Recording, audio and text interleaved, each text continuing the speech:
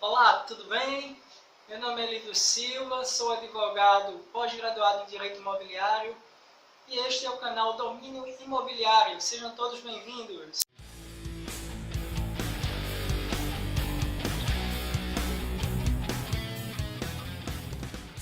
Hoje vamos falar sobre um instituto jurídico criado pela Lei 13.465 de 2017, o Instituto Jurídico do Condomínio de Lotes.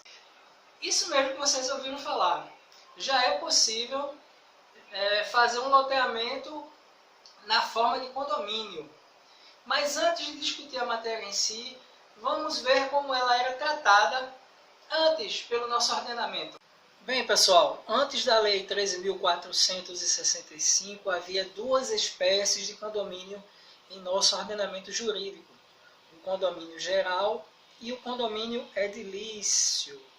Condomínio geral, a propriedade da coisa que tem vários proprietários ao mesmo tempo, e o condomínio edilício, a propriedade exclusiva ao lado de outra comum, né?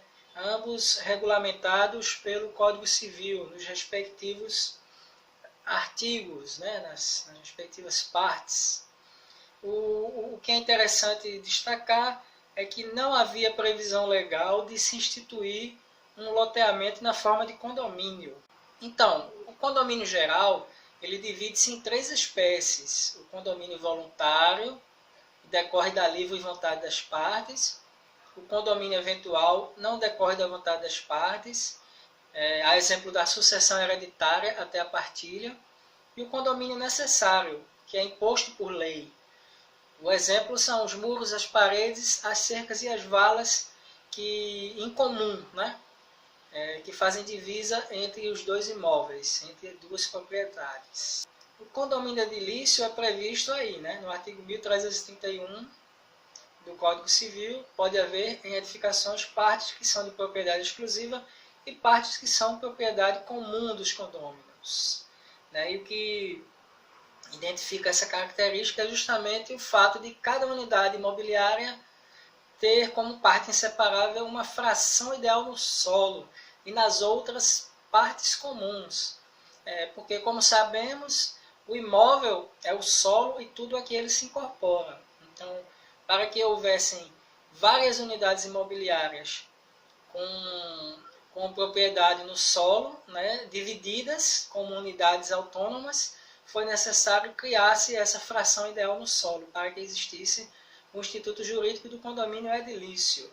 Bem, pessoal, ocorria com certa frequência de que os proprietários, após adquirirem os imóveis sob a forma de loteamento, né, eles se juntavam entre si para criar um loteamento fechado, né, na intenção de simular um condomínio.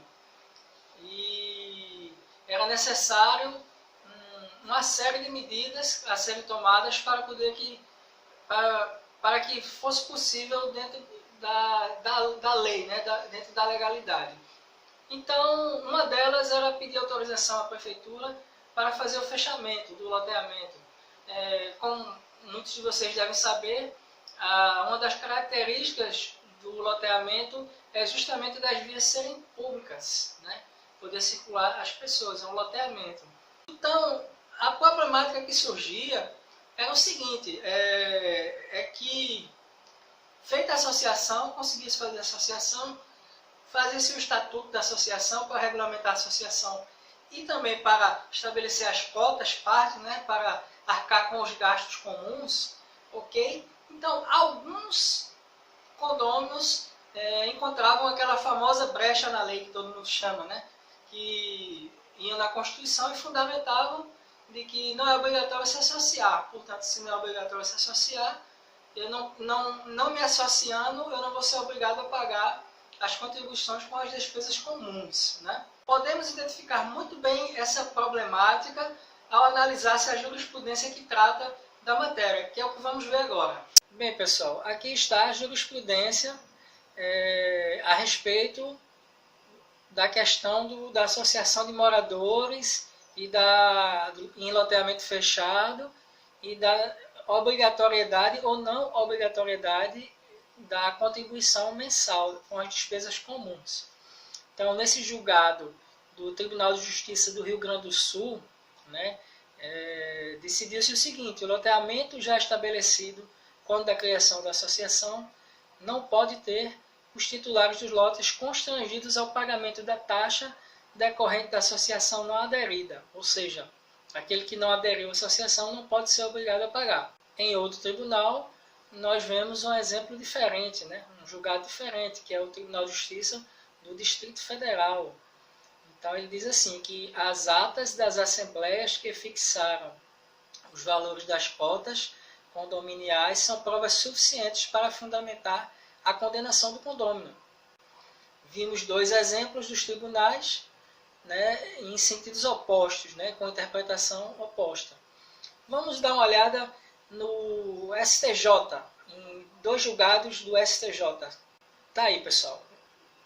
Associação de Moradores, loteamento fechado, nesse julgado que foi a segunda sessão, um agravo regimental, o relator, o ministro Aldir Passarinho Júnior, ficou decidido o seguinte, que as taxas de manutenção criadas por associação de moradores não podem ser impostas a proprietário de imóvel que não é associado, nem aderiu ao ato que instituiu o encargo. Então vemos outro exemplo, né, de que o judiciário entende que não pode ser obrigado o morador que não aderiu à associação a pagar a contribuição com as despesas comuns. Temos aí outro acórdão do STJ, agora de um RESP, julgado pela quarta turma, relator o ministro Luiz Felipe Salomão, né, que é diferente do que a gente viu anterior. É o entendimento que, para ensejar a cobrança da quarta parte das despesas comuns, na hipótese de condomínio de fato, né, associação de moradores, misté, ou seja, necessária a comprovação de que os serviços são prestados e o réu deles se beneficia. Então vemos aí como a jurisprudência tem sido oscilante nesse tema. Assim, pessoal, a Lei 13.465 trouxe essa novidade para o nosso ordenamento jurídico e criou esse instituto, né, do condomínio de lotes, lá incluindo o artigo 1358-A no Código Civil, e também não esquecendo de fazer uma alteração na Lei de Parcelamento do Solo Urbano, que é o que vamos ver agora. Assim, a Lei 13.465 trouxe em seu artigo 58 a inclusão do artigo 1358-A no Código Civil, que diz o seguinte: pode haver em terrenos partes designadas de lotes que são propriedade exclusiva e partes que são propriedade comum dos condôminos. Dessa forma, criou-se o condomínio de lotes, a possibilidade de se constituir condomínio em um loteamento. Bem, lá no parágrafo 1º do artigo 1358-A, artigo incluído pela legislação em comento, determina-se a fração ideal, né? A forma como a fração ideal será calculada. Então, o parágrafo 1º diz o seguinte: a fração ideal de cada condômino poderá ser proporcional à área do solo de cada unidade autônoma, ao respectivo potencial construtivo ou a outros critérios indicados no ato da instituição. Então, provavelmente, como é comum, né, será feita a determinação da fração ideal. É mais comum que se faça a fração ideal de acordo com o número de unidades, né, dividindo-se o lote, né, o terreno, pelo número de unidades, né, não de acordo com a área da unidade em si, né. Então, por que é importante a fração ideal? Porque a partir dela é que serão calculadas as contribuições mensais de cada condômino. Já no parágrafo 2º, ele trata da legislação aplicável.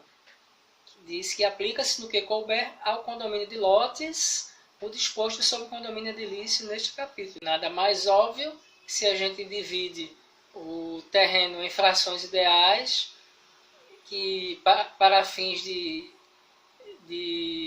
cálculo, né, das taxas, das contribuições mensais, nada mais óbvio que siga a legislação do condomínio edilício, né?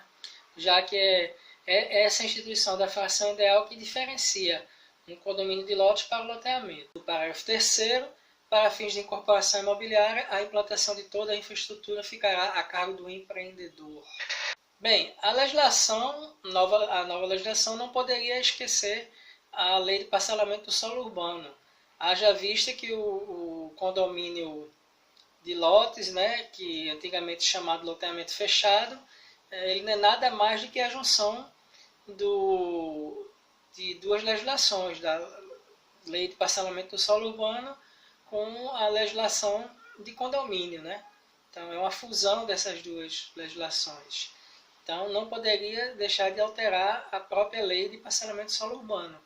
Dessa forma, a nova lei incluiu o parágrafo 7º no artigo 2º da lei de parcelamento do solo urbano, que diz o seguinte: o lote poderá ser constituído sob a forma de imóvel autônomo ou de unidade imobiliária integrante de condomínio de lotes. Portanto, feita essa inclusão, fecha-se o tema, né? Fecha-se as legislações que tratavam do tema, criando-se, portanto, o Instituto Jurídico do Condomínio de Lotes.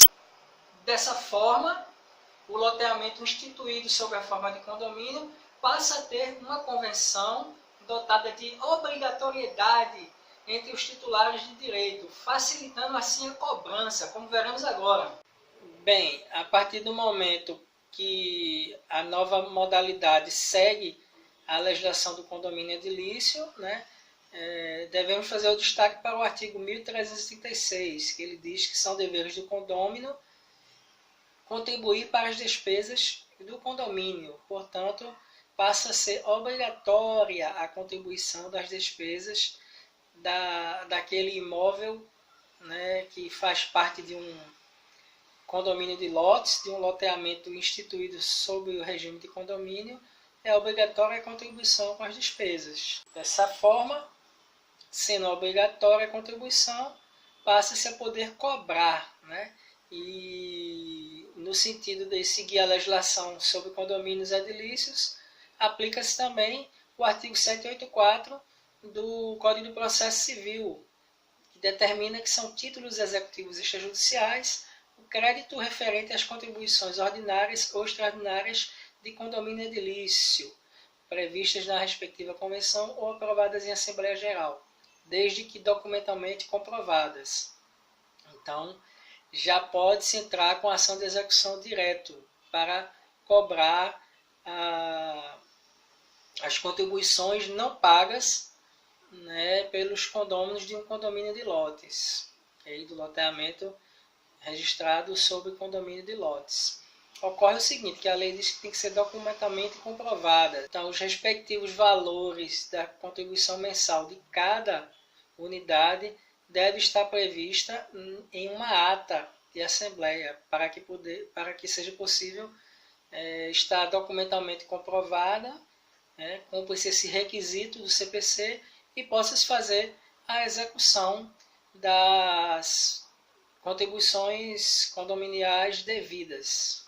Bem, pessoal, obrigado pela atenção e até o próximo vídeo. Bem, chegamos ao fim. Gostou do vídeo? Deixe seu like, inscreva-se no canal, acione as notificações tocando no sininho. Em caso de dúvida ou sugestão, é só entrar em contato com o e-mail nas descrições. Um forte abraço e até o próximo vídeo.